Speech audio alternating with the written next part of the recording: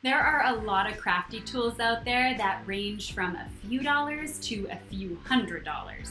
Today I'm going to be showing you how to get the same or a very similar look for a lot less money using different tools than the expensive machines. So let's dive into the techniques today. I'm excited to get started.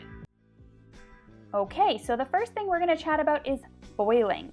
Now, foiling is something that I absolutely love to do, and I can definitely say that foiling can range from just a couple of dollars to extremely expensive, depending on the types of machines and how often you do it and whether or not you should invest in them or not. Really depends on how often you foil. So I'm using the hot foil machine from Spellbinders, which in my private craft time I use all the time. I absolutely love it. Now, the machine itself retails for about $120. The die cutting machine retails for about $120. And then not only that, you also have the Glimmer plates, so those bronze colored things you saw me laying down that actually determine the pattern or the sentiment that's going to be foiled. Now, these Glimmer plate dies generally only work for this type of work. You can't really use them in a lot of other ways. They're not like metal dies, which have multiple uses. So as I said, this could add up and be quite expensive, and then you can only really use them for this technique. As I said, I love the look of them and I love using it, but it's definitely not for everyone. And if you're wanting to try foil, let me suggest a couple of options for you to check out. So you can see here is my beautiful background here that I created with the Spellbinders Glimmer machine. Absolutely gorgeous. And this foil, this purple color, will go onto any type of colored cardstock, which is quite fun. But as I said, we want to look at some cheaper alternatives. So I am grabbing a piece of adhesive, some double-sided adhesive sheets from scrapbook.com.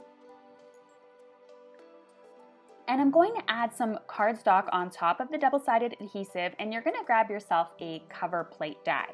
Now, I tried the one that I have there on the screen on the right, and it was a little too intricate for this technique. Not to say that it wouldn't work, it was just a bit tedious to get it to work. So I grabbed a different one, this heart die, and I'm running it through my machine. So now we have the cost of a die cutting machine, which probably most card makers would have to begin with. And we're just going to remove that adhesive layer, add some foil on top and burnish with your fingers. And you're just going to make sure that it all gets on there and you get that foiling look just like you would with the Glimmer hot foil machine. But again, it costs less money. I have even more cheaper alternatives and ways to foil with or without a laminator if you're interested in the video description below. But really, foiling is one of those techniques where it could be simply used with some double-sided adhesive and some tape, or you could get as extensive as the hot foil machine. It ranges in price like crazy, and I really suggest you take a look at how much foiling you actually do before you start investing in expensive machines. Totally worth it if you do it often, probably not so much if you only let it sit there collecting dust. So here's your examples here, shiny foiled look on both, one far cheaper than the other. All right, the next one is the idea of having a scoring tool versus a trimmer, and whether or not you need both.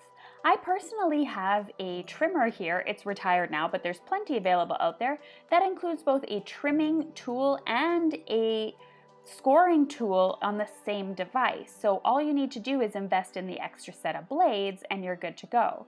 You can make beautiful designs in your cardstock just by adding some simple lines onto your cards, or you use it for interactive cards. This is a great way to save a little bit of money and not to mention a little bit of space in your craft room.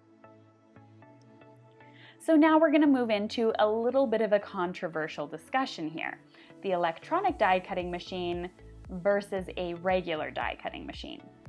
So at the moment, what I'm doing is showing you some basic shapes dies. So if I grab a basic shapes dies, I need a die cutting machine, which is around $120, and a basic shapes die, which is around $20. Now the basic shapes dies usually come with about 5 or 6 different sizes of hearts, squares, circles, whatever you're going to do. Now the thing is, with the electronic die cutting machine, I can cut the same shapes in the same sizes, and I can cut them as tiny as, an 1/8 of an inch if I want to, up to 12 inches, up to even 24 inches in width. And I can get everything in between. So in the end, even though a machine, an electronic die cutting machine, does cost more, the Cricut Joy being around $180 up to the Cricut Air at $250, and the Maker goes even more, I can get a lot more out of them than just using my basic shapes dies. So whichever one you end up going for, just remember the die cutting machine, although it may seem like a cheaper alternative in the beginning, it definitely isn't the most cost effective at the end of the game. And if you ever consider buying lots of coordinating dies for your stamps, then I definitely suggest something like a Brothers Scan and Cut that will save you loads of money in the end. Okay, we're doing it. We're going to be talking about the Slimline card insanity that has hit. So I've been creating Slimline or number 10 cards, which are just slightly bigger, for years and years without needing any specialty supplies for them. Now I see so many companies coming out with dies, with stencils, specifically for Slimline dies, or Slimline cards rather. And just remember, Slimline cards are just another card dimension. So whether you're going from a 4 1/4 by 5 1/2 to a 5 by 7, or you're going from a 4 1/4 to a Slimline card, it's a card. At the end of the day, it's just a different cut. So do you really need all these stamps and dies for them? I don't think so, unless once again you're creating so many that it makes it worth it and it brings you that happiness. Cool, but if you want to make a Slimline card and try them out, there's no way that you need to buy all these fancy things. Don't let yourself get tricked. But if you do want to use something like, let's say, a stencil, and your stencil isn't big enough, then just design your card accordingly. So what I've done is I've added a piece of masking tape in the middle. It's not really necessary. You can just simply blend over top and just blend from both sides. So right now I'm blending the top, and then you're gonna blend the bottom. I simply flipped it over and used the same side of the stencil. And then all you need to do is just find a way to cover up that centerpiece where they kind of overlap. You could use things like ribbon, washi tape, you could, create some sort of stripes in the center with some leftover cardstock, anything, or you can even leave it as it is right now and stamp a sentiment in the blank area in the center. Of course, that area in the center doesn't need to be as small as mine, it could be also much larger. Here I'm going to use some washi tape, for example, and it looks like a Slimline card. Quick, easy, and simple. Now, as you can see from this video, I absolutely love to find ways to get a similar look or the same look with inexpensive items. It requires a bit of out-of-the-box thinking, but oftentimes you can do it. Now, one of those things that tends to lay around in my craft room are ink refills. So meet me over in this video. I'm going to show you 17 ways to use them aside from just inking up your ink pad. See you there.